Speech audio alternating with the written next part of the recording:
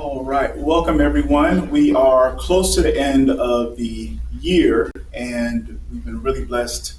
It's just been nonstop, great guest after great guest, and it continues here with Mr. Chris Knight. Does this anything before we get started today? No, I think this is, I'm always excited about the in-person podcast because, it's a whole different vibe, you know what I'm saying? And I'm excited about the growth we're having, even with the challenges, you know what I mean? And so I just ready to rock and roll, ready to get started. Absolutely, absolutely. Well, it is a profound honor to present a figure whose work is not merely academic, but an active illuminating force in shaping the future of cultural understanding and historical truth. As a director of the School of African American Studies at the University of Houston, he stands at the intersection of scholarship, community, and leadership. His role is not simply administrative, it is an act of stewardship over a vital field, one that gives voice to the central yet often untold narrative of the African American experience.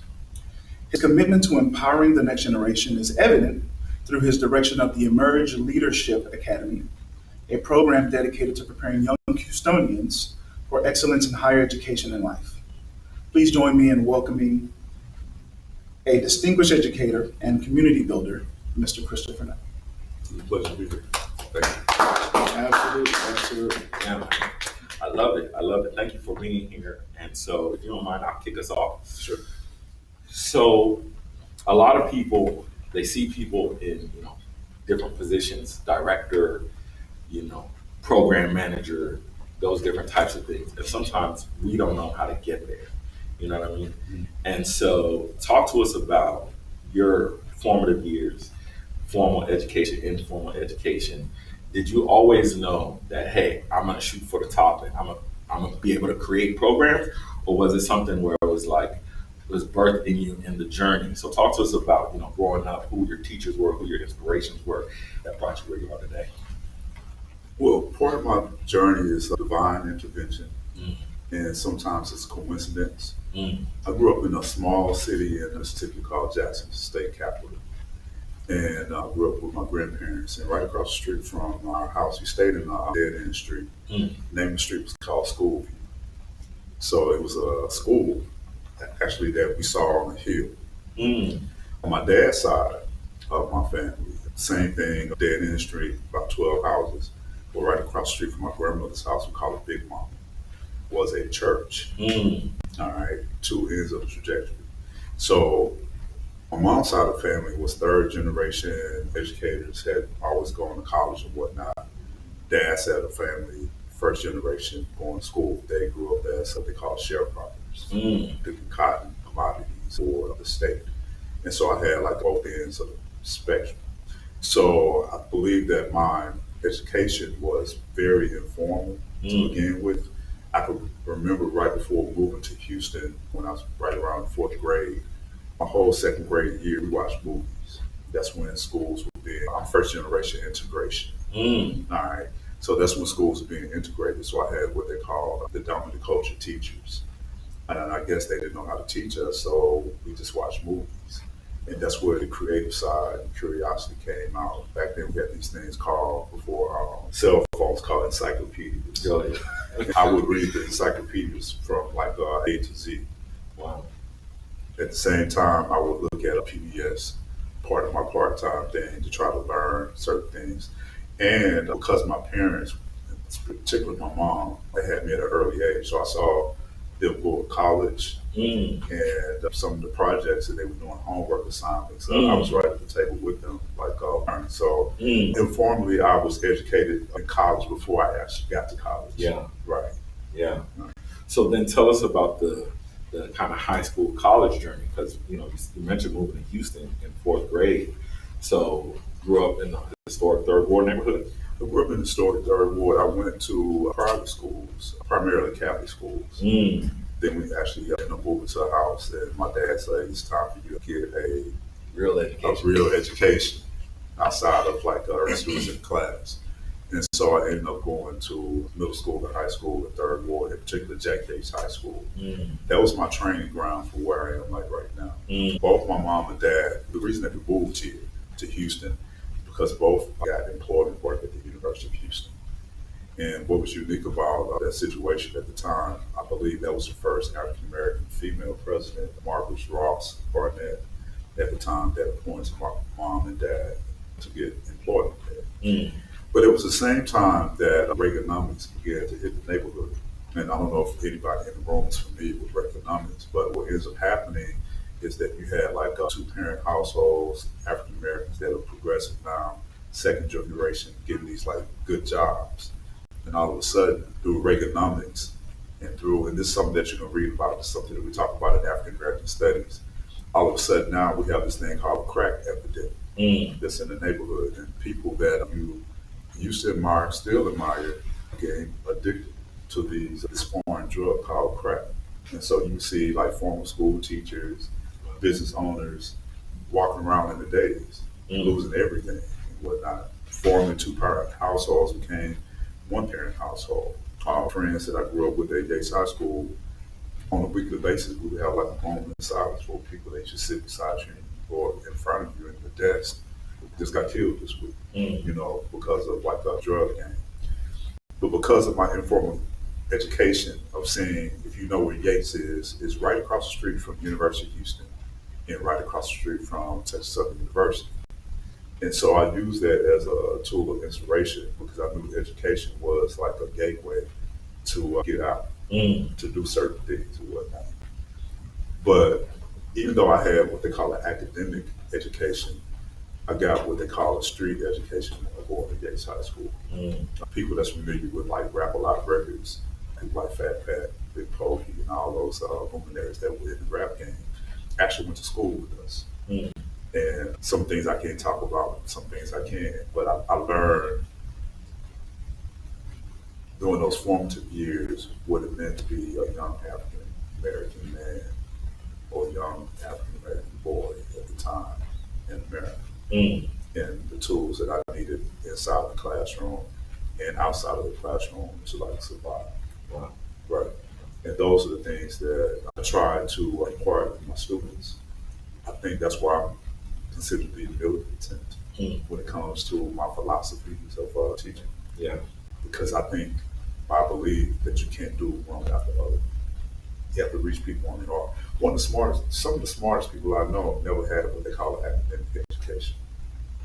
Right? Yeah. And so I try to impart what they call the real truth of what's about to happen once you get this like diploma or this degree of knowledge once you graduate from college. Man, I got some more questions for you, but I know it's late. Right. Yeah, so let's talk a little bit after kind of your secondary education in high school, because I know you kind of came back to Yates, right? Right. A little bit later. So talk a little bit about after high school, college, and eventually what brought you back to them. So I ended up going to, I was accepted to Morehouse. That's when I learned I was black. So I went to Morehouse, I was accepted to Morehouse, and I got a letter in the mail saying that my scholarship, Morehouse College is a primarily African American male school, and the scholarship that I was supposed to receive went to a minority. Yeah. So all this time I thought I was like a minority, but it went to somebody that was not in our. And so I ended up getting a letter from Prairie View University stating that I had a full scholarship to go marching in the band.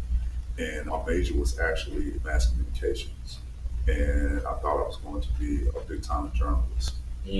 Right, radio, TV, whatnot. Yeah. That's what Yates is known for. We actually have like some of the best radio, TV equipment at Yates High School. That's one of the best kept secrets and whatnot. For those who don't know, that's Debbie Allen and Felicia Richard, the gentleman. I can see clearly now. Yeah. Roland Martin. Yeah, Roland Roland Martin actually Yeah. came through there. So we have a bunch of people that actually went to the School of Communications at Yates High School.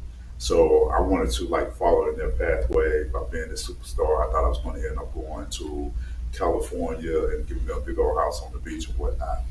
And because I was in the band, my junior year in high school, my principal, who happens to be the son of Conrad Johnson, if you're ever familiar with the movie Thunder Soul, Conrad Johnson actually taught once one of the first band directors at Yates High School. So the principal, who's the son of Conrad Johnson, Mr. Johnson, called me and said, your band director just quit. I was the drum major of the school, junior in college at this time. can you come back for the summer and run the band program until we find someone to replace this old band director? As a junior in college. As a junior in college. So I came in, and mind you, the freshmen that were in the band with me in high school are now seniors. Wow. So I'm telling them like what to do. It's not been in the summertime trying to get this together. So my mind's still I'm going back to school in the fall at Prairie View, but something happened that changed my trajectory and like why I'm sitting here today. Is that my principal never hired anyone, and he was like, "Would you consider just working part time, being a half day teacher while you're going to school at Prairie View?" And I needed the money, so I was like, "Sure." But then what ends up happening, like most teachers, I don't know if you talk to them or not, after that year, you get this bug that you want to make sure that your students and your kids going to be cool with whoever's coming in after you, or you want to make sure that they graduate, and after this class, they graduate, then I'm going to go do my thing. Yeah. And what ends up happening is that 1 year turned into like 27 years Wow. of like teaching.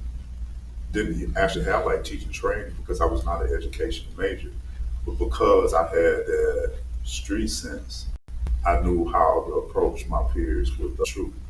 Because students can smell when a teacher's scared that they don't know what they're talking about. Ooh.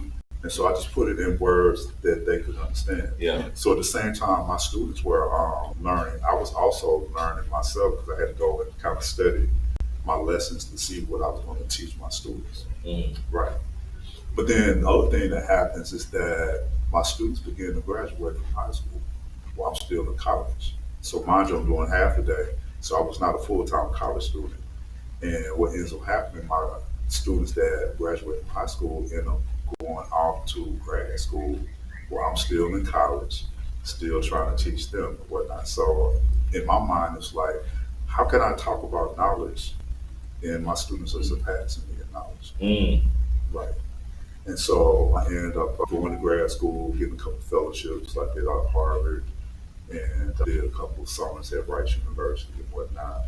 And how I ended up at the University of Houston was two things. One is, music classes, band classes, we just don't teach applied music in which you learn how to play an instrument. We have to do like the theory, which is the science part.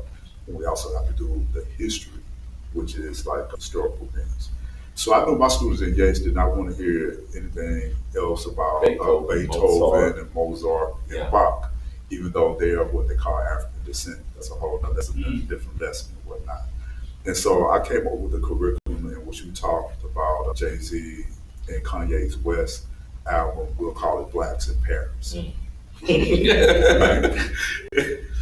what ended up happening is that all work that you produce for any school district that I work for becomes the property of the school district.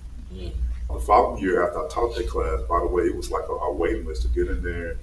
Kids were skipping, trying to come into class and whatnot to see like what the hype was about. And so it became very popular. And mind you, I had to get the curriculum signed off by the district. The parents had to sign off on it because of controversial topics and the lyrics and whatnot. And the principal had to sign off on it. And so everybody had a copy of this curriculum. I'm just thinking, Next thing I know, the district sold the curriculum to AP African American history. This is a year before the pandemic hits. All right. So I'm looking at my same curriculum that's being taught that was sold to other teachers to teach. And so when everything shut down, I'm bored at the crib trying to figure out what I'm going to do because nobody was going to school at the time. And I had a friend of mine, Frapper, that was actually working at the University of Houston in the African American Studies program. He's like, "What are you doing?" I was like, "I'm just sitting here watching TV, reading a bunch of books." He said, "Why don't you enroll in our certificate program for grad students?" So I did. So while during the pandemic, I got some additional knowledge that I needed, thinking I was going to take it back to the high school. And what ends up happening is the same person that invited me into the University of Houston actually left the department, and I applied for his job. Wow. And the job was program director for African Studies. Wow. And so that's how I'm here. So can you tell me, because obviously we're talking about formal education, and I think this is something that is really difficult for certain minorities, right? Is, man, I got to pay a lot of money for school, and then we basically get corporately finessed, because you got finesse, right? Fugazi for those young folk, right? Is that what y'all call it? Fugazi? No, he's like, okay. Not, just okay. So I have a word for it. okay. So talk to us about how you felt in that moment. Did you feel betrayed by the education system? And then kind of tell us how that might have shaped like how some of the things you're doing now, like the Emerge program, and trying to keep and maintain your IP, because I think that's one of the big things we're struggling with. People want to start businesses, want blue collar jobs, different kind of things like that, and you've kind of lived it in an academic sense. So, is there a way you could kind of explain that to us? Sure, I can explain it in 2 words, or 3 or 4. One is that the word you say finesse, I call it indoctrination. Okay. All right. Academically, we have been taught to memorize dates, figures, and not think outside of the box. All right. Hey LYS fam, it's Ole. Thanks so much for listening to LYS. I just wanted to take a quick moment to talk to the parents. That's right, mom and dad. Parents, prepare your child for their best educational fit after high school with our comprehensive LYS Parents Guidebook.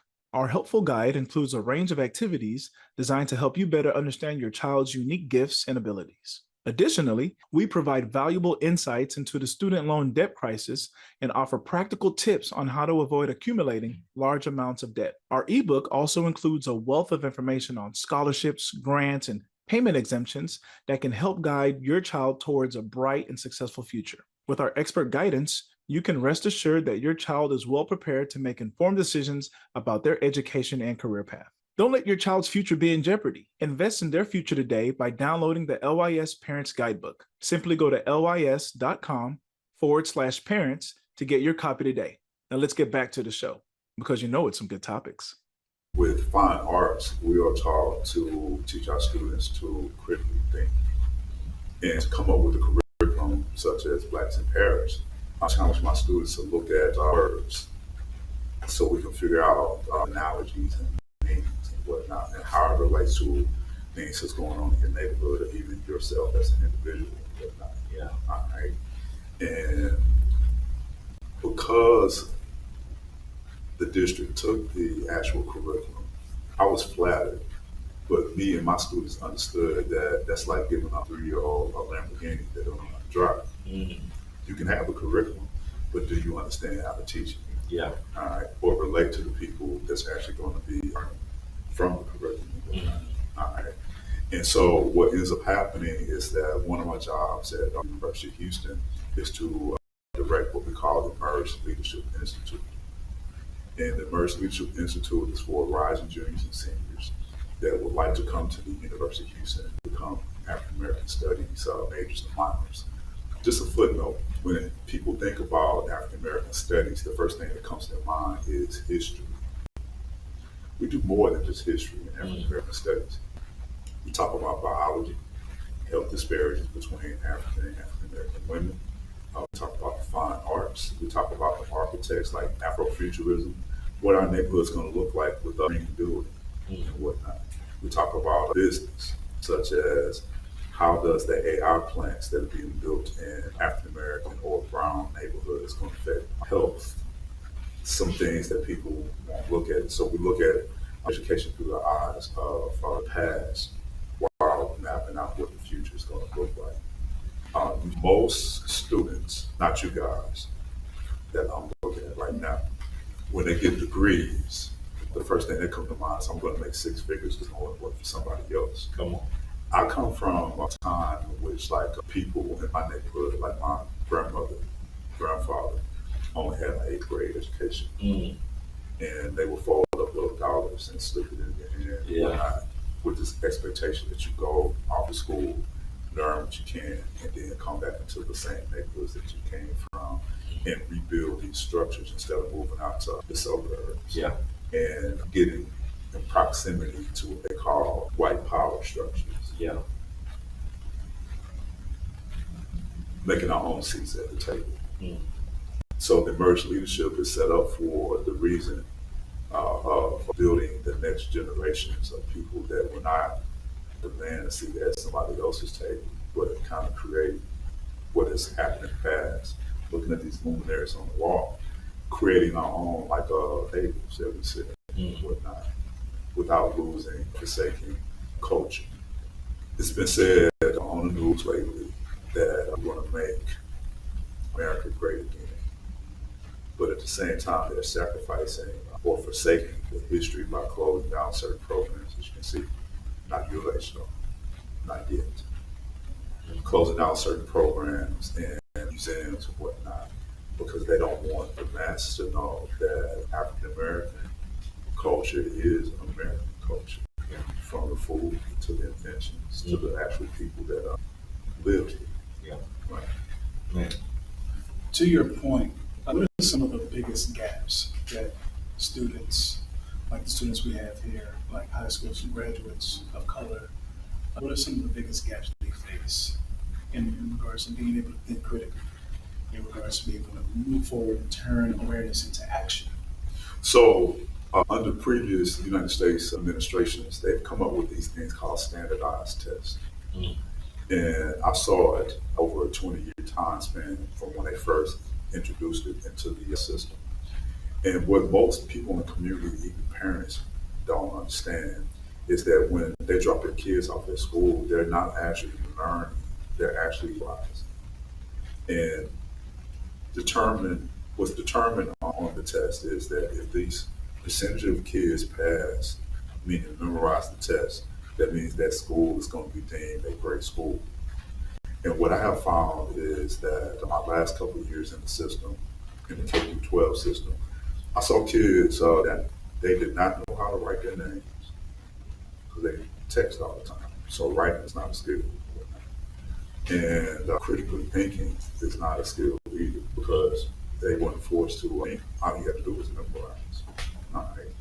And so when you get into a college setting with professors that have written out these dissertations and had to defend like their theories and whatnot, and they ask the students, what do you think?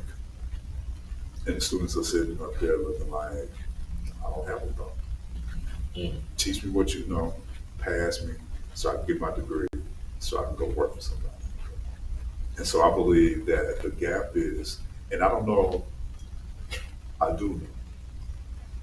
I believe, and this is my own personal philosophy, and I'm not representing the university when I say these. Disclaimer alert. Disclaimer alert. Disclaimer alert. I believe that based on living in the United States under a capitalist system, if you understand capitalism, school, business, you always have to have workers. And workers are not paid to think. They're paid to do one job. Screw this little thing in there. Don't ask me no questions. I'm going to need you to screw this thing into it. All right. Without questioning authority. The people that make the inventions or the actual supervisors are the people that are paid to think. But those are the people that don't look like us. And so, disclaimer, if you look at what has happened with the state takeovers of school districts, it started off with the Houston Independent School District, which is the largest school district in the state of Texas. Just last week, they announced that they're going to do the same thing with Fort Worth. They have this thing called systems in place, in which people will come in and observe you as a teacher that has to follow a prompt. And if you go outside of that prompt, then that's things for grounds for dismissal and whatnot. Because we're not paying you as a teacher to no longer think. We are paying you to indoctrinate. All right. And because what I find surprising is that the parents of these students are not protesting or saying anything. But then that goes back to, I guess, my background, first generation immigration, is that we did not rely on a system of oppressors to teach our kids. After we went to school, my mom, whose major was English and liberal arts, it was required that we read like novels and stuff and do full reports and turn it in to her when she has to have a discussion with us. My first novel that I read in the fourth grade was Richard White's fourth grade. Depressing book. But I learned again who I was in relationship to other people that was in America. And so what happens is that, and I know I'm going on a tangent, I'm gonna bring it back and stuff now, is that you have a lot of students that have a lot of street knowledge and that are very smart, that read. They listen to rap lyrics all the time and interpret and whatnot, but when they come to class, they're not given the ability to express themselves. And then they get bored. And when they challenge the system or the teacher about certain things, then they're deemed what they call a disciplinary problem. They've been told to be quiet, or I'm going to send you to what they call in-school suspension, or we're going to have to have like what they call a quiet lunch, where we don't want like dialogues and stuff going on. That's another thing too that I see how they set up the public school systems. I believe it parallels what's going on with the prison systems, with the quiet lunch, having to walk in straight lines, the uniforms, not questioning the authority and whatnot. And so what made me the militant teacher in the K-12 space is that I gave my students a able to express themselves. I didn't know question or answer was right or wrong. I just wanted to hear what are your thoughts. And I want you to be able to articulate and express those thoughts and whatnot. And once those students began to do that, I didn't have any disciplinary problems. And in fact, like I know it sounds like unorthodox at the beginning of the school year because our marching band is built on numbers, right? And so because most of the students were, parents were moving out to the suburbs, the enrollment was going down. And so what I would end up doing is going to the counselors, and I would ask for the students that were deemed to be disciplinary problems. The students that the teachers did not want in their class because of those things. And so I get like 100 or so kids in the class, hundreds. And in a district, the max for a class is supposed to be 35, and band, you get away with like 60. But I have between 75 to 100 students. Principal come in there, and the kids will be just like we are now, listening and dialoguing and talking. And it'll be the same person that just got into a fight right before they got to the other class and whatnot. And it's because I believe a true education is not just in the test itself, but the true education is based on Greek, pseudo-African discussions going back and forth until we establish a theory between us. Or philosophy. Like Platonic, Socratic method, Socratic seminars. That is the best way to teach students, I believe, is to erase everything. Tell me what you Yeah.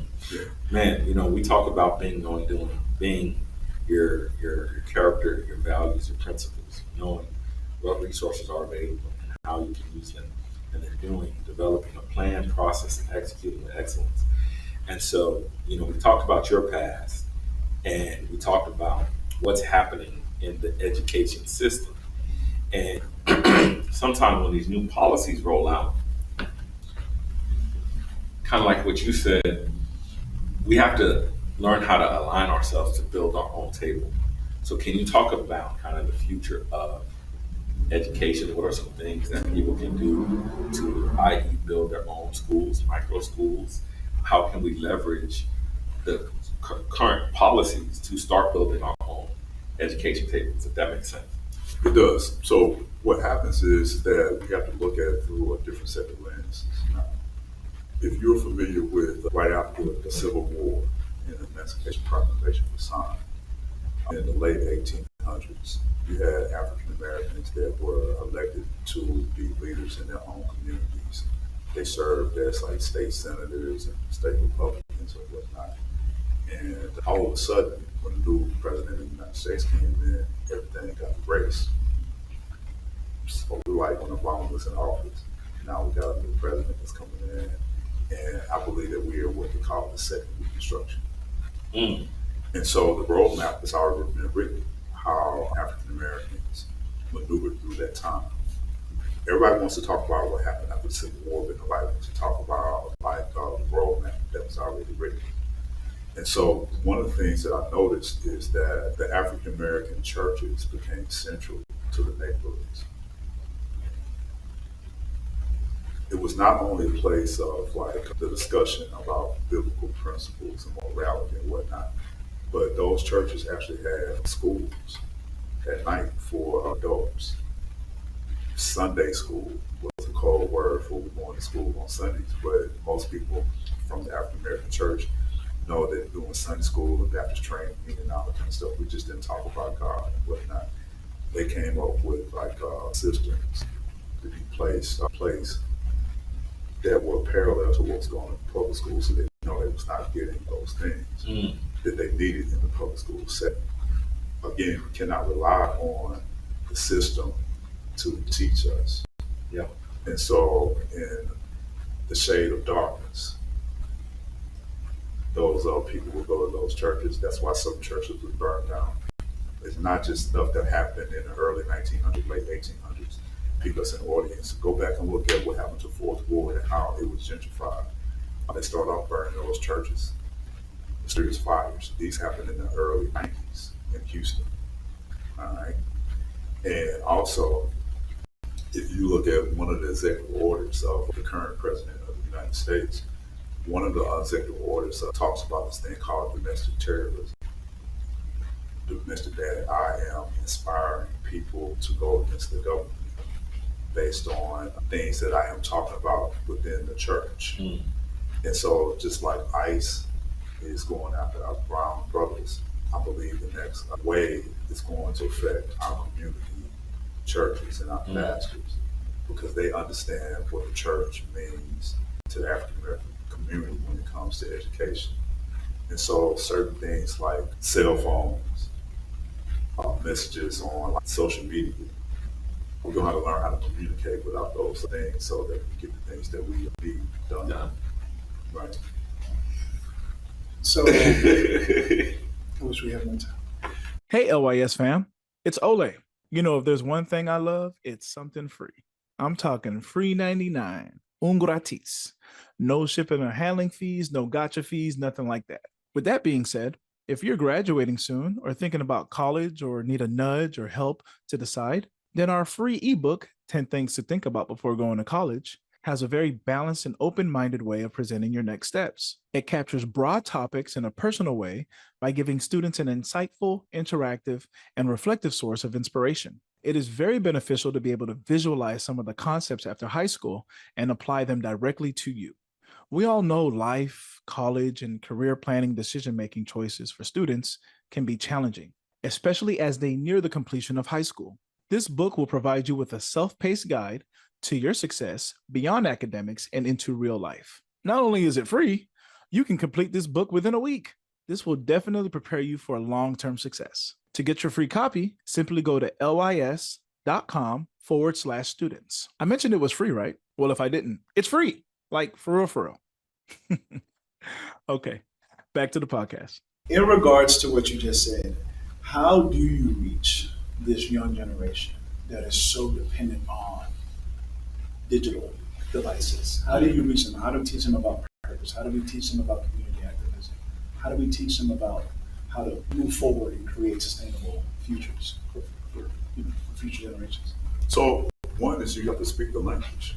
I think a lot of times as educators get so educated that we forget that they don't know half the stuff that we're talking about because we're speaking to them in a language that they don't understand based on academics. And so we have to learn the language of the other students. For example, one of the things I used to do as a K-12 educator was to go to social media and I would figure out what the latest slang words were. Y'all may find this funny. And so on the first day of class, I would tell my students, we're not going to learn anything about music today, we're going to talk about language. I want you to write down all the words that you know that are slang on the board. And I want you to give me the equivalent academic word for that. And what would end up happening, we'll have more or less like 50 to 60 words. And so what I would tell them, I'm not known with the district anymore, so I can talk about it. So I would tell my students, in the class, we're going to use your words. But when the door opens and like assistant principals or principals or people from the outside will come in, then we're going to use the academic language for those equivalent words and whatnot. And so they enjoy playing the game. And our coach would call it code switching and whatnot. And so they understood the first lesson in academia when it comes to crossing academia with street knowledge is how to code switch. And they use that, some of my students use that today Wow. in like corporate America and whatnot, But it also gave the students like a sense of like a realness. So one is speaking the language. The second one is that the lessons that will be learned in the class, how can I apply that to what's going on in my situation today? Yeah. Right. So nothing against math teachers and whatnot. I'm not an architect major. I know you got to use that for building and whatnot. I know we got to go. But one of the first things I told my students and stuff, man, you're not going to all be using geometry and algebra and all that kind of stuff when you graduate. So let's talk about like financial management. Mm-hmm. Y'all know how debt works, student loans and all that kind of stuff. They had no idea you got to pay for college. They just thought you enrolled in college and then somebody else was going to pay for it and whatnot. And they didn't understand how debt works. Yeah. Man, because a lot of kids think it's a continuation of high school. Right. That's just like, oh, it's just another place. Right. I didn't have to pay here, so why I got to pay there? Right. So even like books, and they don't even know how much it's going to cost. So they playing around thinking that it's going to cost like maybe $500-$600. Yeah. And not understanding that going to a university is like joining a country club. So it depends on like what country club that you join. Those dues, You know what I'm saying? Or your dues is going to determine where your trajectory in life is going to be. Because if you're a part of certain, show me the ring. If you show me the ring and stuff, man, from that particular university, then you can bypass all this other stuff. Like Yeah. that. So, yeah. Man, that's huge. That's huge. I think if we could just talk a little bit more about this and go into a little bit more depth, because from some things that I'm seeing from a capitalist perspective is now there are certain tools that students can use, AI tools. And now the assumption is, oh, they know social media, they know AI, right? But a lot of students know using it as an end user, but not being on the other side of that. Because when at least me, when we was growing up, it was, you're not gonna have a calculator do the math in your head, not telling you that, wait a second, do the math in your head, but there are tools. We want you to be creative and make those tools. See, a lot of students from our neighborhoods are being told now that those tools, you can't make those tools. You ain't gonna be nothing, so therefore you don't necessarily need to know how those tools work. Talked about capitalism. I want to really get into how can students leverage AI, social media, to actually start creating something for their community. So if you could go into that a little bit, we greatly appreciate it. So Prairie View and the university will now offer minors, I believe, for 18 hours to get those students like ready for the real world. Some universities, and it's primarily like the private universities, not going to call the name out because I read a lot. Come on. They're not more or less going towards like AI teaching. They're still teaching things from a global perspective. And I believe global education is worth more than AI education, because what's going to end up happening is that under the capitalist societies that we live in, AI is just another tool to aid in giving money to the wealthy. But with the global education, you understand how AI is just a small component of the big piece of pie. If you ever looked at like the movie Black Panther, one of the interesting things that I saw was a lab in which you saw people like in there working and testing out and whatnot. They weren't asking the computer or putting in prompts and then a computer would invent things or whatnot. They had to have like a foundation. And I think that foundation comes through a lens of looking at how does America fit in with something that's going on in India, or how does the Chinese economy work with African economies and whatnot. So, and those are the things that are not being taught, not only in K through 12 spaces, but in like higher ed models and whatnot. And so that's one of the things that we do in like the Emerge Leadership Institute by teaching students that the knowledge that you're gaining is only from a Western point of view. And not saying it's all bad, but when you go and visit other countries, the comments that made by that are in their universities, it's almost like our education system is a sham. It is. Yeah. Well, So to that point, Some education systems. everything. And there's some good teachers out there. Yeah, absolutely. And some good students in there. But I think we can do more. 100%. So we talked a lot, because that was just very profound about, just a global education. But I want to bring something to the parent before we go to the audience. To the audience, yeah. What are some things parents can do right now Yeah. to help their children be critical thinkers, to become socially aware right now? Two things come to mind. One is that I see a lot of parents, to keep their kids quiet, they will give them a cell phone and just let them just do what they do and not actually have like conversations about what did you learn in school today? Or what do you think about this? Mhm. Or put your phone down and watch me make something simple as a cake. Can you read me the directions? Read me the directions. Can you measure Yeah. using this cup, like Yeah. certain things though? So I think more interaction with the parents would work. In addition to parents actually understanding what's going on once they drop their kids off, other than going to a football game or a basketball game Yeah. and expecting the results on the field, or waiting, like in my case, parents will wait until like the end of the semester and try to figure out why my kid is failing, but you never talk about like what's going on in between. Yeah. Because your expectation is that. And also investing in your child's education outside of the actual education systems. For example, certain cultures have what they call Saturday schools. Yeah. It's required if you want to learn Arabic. The Middle Eastern countries will send their kids to school on Saturdays. The Jewish culture, you're going to school on Saturday. Yeah. Our kids are sleeping on Saturdays, watching TV on Saturdays. Yeah. Not even reading on Saturday. It's not required for us to do homework anymore. Yeah. So they don't study outside of, it's not required for K-12 spaces to do homework anymore. Yeah. So they don't do anything outside of the school systems and whatnot. Yeah. Wow. So yeah, the parents have to be totally invested, but the other thing that has to happen is organizations such as yourself and the SAID Institute, we have to teach the parents how to do those other things, because I don't think the parents understand what's about to happen with the second Reconstruction. Oof.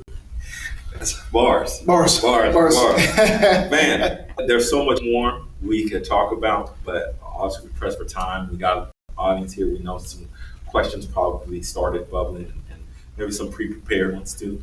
And so yeah, let's go ahead and take some questions before we close out. So any questions? I have a question. So what were some resources that you had or wish you had that helped you get to where you are now? In high school, I wish that my counselors would have sat down with me, during my senior year, but early on, like my ninth grade year, to try to figure out like what he wanted to do, what he wanted to be, and giving me the financial tools to get there. It's required that all students have to fill out like a financial aid, a FAFSA form, and whatnot. Even as a senior, I had no idea that financial aid was like a loan. All right. Even though I had like scholarship money, it did not cover like certain things. And it wasn't until, and I'm embarrassed to say it, until almost my junior year that I realized that my name was on this loan and it was incurring like 7% of interest. And I'm trying to figure out how they're gonna give a kid, and I'm gonna say a kid, 18-year-old kid, almost like $20,000 without sitting down with them and fully explaining to them that if you do not pay this back, then your credit is going to be so messed up that you're not going to be able to get a car or an apartment or a house or even matriculate to get your master's and doctoral degree because you still owe money on it. So I wish in high school that those counselors would sit down with students instead of just making schedules like they're doing now, but actually sit down and counsel you on like some life things that's going to happen. Okay, cool. Hey, LYS fam. It's Ole once again. These days, many families are busy but want personalized attention. We at Laddering Your Success understand this dilemma and have created a unique approach to help guide you and your child with personal development tools to build a life of purpose. This intimate approach is helpful for those parents that feel the need to have a focused heart-to-heart conversation deciding on the next steps after high school. We provide individual post-secondary planning, virtual customized college and career counseling, and scholarship guidance and planning. Our one-on-one sessions are tailored to each individual student to maximize their potential in the post-secondary realm. With our guidance, your child will be able to make their dreams a reality. Don't wait. Simply go to lys.com/parents to get your copy today. Now let's get back to business on this podcast. Question? Yeah, so you might have answered this already, but if you could elaborate on it a bit more. From your experience, why is higher education an important foundation for achieving long-term goals? So because we live in America in a capitalistic society, higher education is almost like our car to actually get you in the door. I don't know if you remember me telling you that when I became a teacher while still going to college at the same time, I was not a certified teacher, but I was doing the work of a certified teacher. I was only making maybe like $25 an hour, whereas teachers at the time when I first got in there doing the same subject areas was making between $75 to $85,000 a year and getting paid throughout the summer. $25 an hour, do that. You don't get paid during any days off or the winter breaks and whatnot. And based on my number of years in K through 12 space before I got my certification, I could have been a principal. And I could have had like what they call teacher retirement. Wasted a lot of time because of my passion for students. I didn't waste time, but I wasted a lot of sacrifices because I did not know some of the advantages that a college degree would get you into the door. Good question. Good question. Any other questions before we close it out? I have a question. How do you instill like an entrepreneurial spirit or teach entrepreneurship? I know you spoke a lot about working for someone else, but instilling that into students to work for themselves and aligning that with networking. I know you said part of your role was knowing someone and in your fraternity and all of that. So how do you instill that in students at a young age, and maybe people like myself who are a little more introverted, but recognizing later in life the importance of that, but not having that as a youth in the education system? So where I've come from in my neighborhood is such thing as good money and fast money. We don't call it fast money. Fast money is temporary money, and that's money that's done like illegal. All right. What inspired me the most is I seen like some of my peers that did not go off to college, and they had that entrepreneurial spirit. At Yates at the time, they had a full barbershop, cleaning and pressing, auto mechanics, and cosmetology. And while I was in there thinking about being a journalist, they was in there getting their certifications, and right after high school, they opened up businesses that are thriving. Not just one, 2 or 3 barbershops, auto mechanic shops, and we the same age. They got their own businesses, and I'm talking about paying Sally Mae back, and they talking about I'm buying my second home. And that's because they had that hustle mentality, and with the network they were in, they saw what fast money can do and what long-term money and investments will end up getting. And I know it's like oxymoronic for me to say this, but entrepreneurs will actually, if it's done correctly, make more money than people that are in academics that actually have like college degrees. Because people with college degrees that go and work for someone else, you're actually capped at a certain salary as a business owner and entrepreneur. So you dream, and that will become what it is for you. But I've seen through this economy now, a lot of people are picking up like side jobs, such as real estate.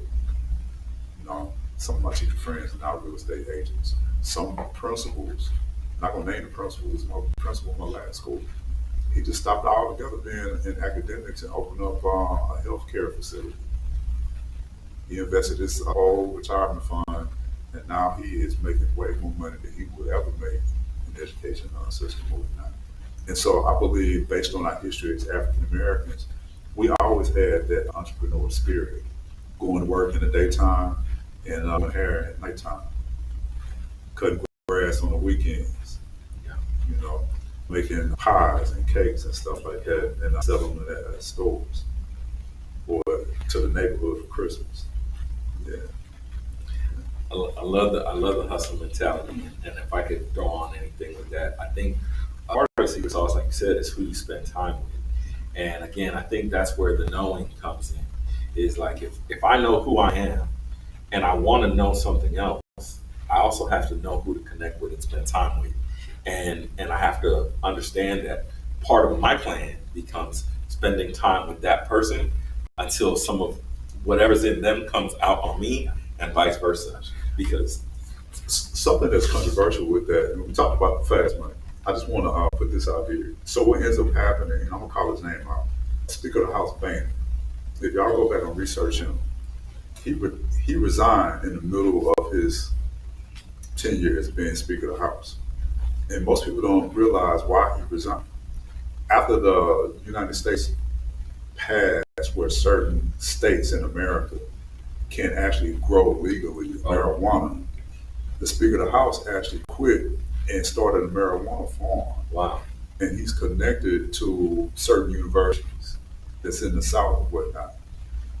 For African Americans, selling illegal substances such as marijuana got them sent to prison for life. yeah, And some people make that fast money.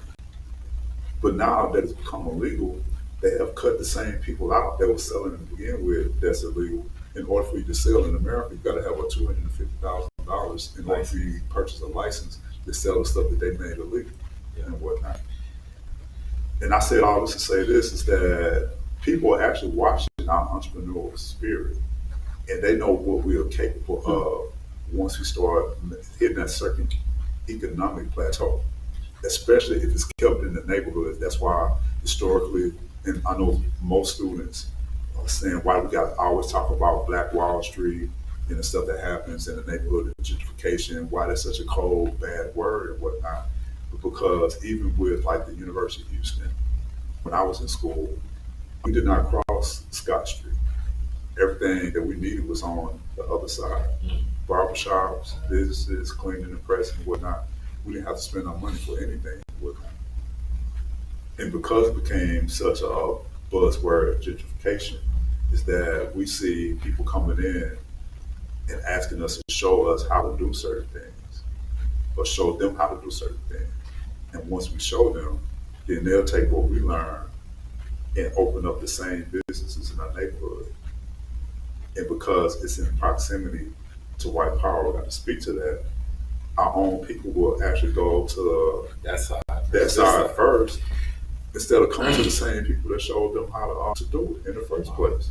Like, if I can just put it out there, if you ever driven through like African American neighborhoods, you'll see like these Chinese food places that sell like soul food, like chimichangas, like fried chicken. During the Vietnam War, the black soldiers over there, and they was having the thing. They didn't like the food over there, so they was teaching the ladies and the men how to cook that fried chicken. Under President Carter, or the president before him, they brought all these Asians over to the black neighborhoods, just like Governor Abbott sent like the brown people up to Chicago, and they opened up these businesses that they gave them subsidies for reparations, they called it, and stuff like that, to sell the same chicken that we used to cook in our house. And now you can't even get into chimichangas because, quote unquote, the chicken is so good. So I said all this to say this, is that we got to be careful about who we let in our circle. We got to be careful about the type of people that we are friends with, even people that look like us and whatnot. But we also need to start creating alliances, college students, with the people that are in your same cohort. Because what I teach my students is that why should you go to a business fair and pass around your resume when you sit next to the same people that do the same things or the same things? when y'all can open up your own like business. I'm looking at a multi-million-dollar business like right here and stuff. If y'all just sit down and just talk to each other and figure out like what you want to do with whatnot. That's what people are afraid of. And certain culture and certain people have gotten it right, and they call it the country club. Yeah. Oh man, you want to close this out? Yes. Is this the last one? That'd be good. No, I think we have November. Do we have November? I think just November. Okay, because I'm like, dude, this is a great way to end it. I feel sorry for whoever's got to come after Chris. Yeah, you know what I'm saying? I feel very, very sorry Yeah. for you. This has been just an amazing interview, amazing opportunity to just get poured in, because every time we talk to you, I always learn something I got to take a note of in my phone to read for later. We were talking yesterday about just some of the things that he invented to. He's going to tell you about a book he read that he wasn't supposed to read. I got you. That's two different archive people. I didn't know that. Oh, the string. I think it was. Right. Yeah. I didn't know this. Yeah. Type of people. We gonna talk. But it was, thank you so much, Chris Knight, for just coming in, sharing your story, sharing some insightful facts and realities, and some things that students, parents, and educators should all know for the future. And I think one thing that I picked up that you said that just really spoke to me, you just said it, was be careful who you let in your circle. Because when you're, this notion that's been running in my mind of the good work, right? Andrew Young's been they recently did a documentary about him, and I was talking to someone about it, and I said, if you look historically at a lot of the people that we've highly regarded in our culture, were they really for us? And it's something that just clicked in my head, and I just really been thinking about it. And your circle, that's the thing that's really important. So thank you all to our wonderful audience, those who came, joined us, U of H students, Jamar, Melinda, thank you so much. And we're looking forward for one more. Yeah. One more. Good luck. So, Or anything. No, you're good. You're good. So listen, there are legitimate excuses for not going to college. There's no legitimate excuse for not getting an education. Thank you for watching. If you know somebody who needs to hear this, go ahead and hit the share button. If you like what you heard, go ahead and hit the subscribe button.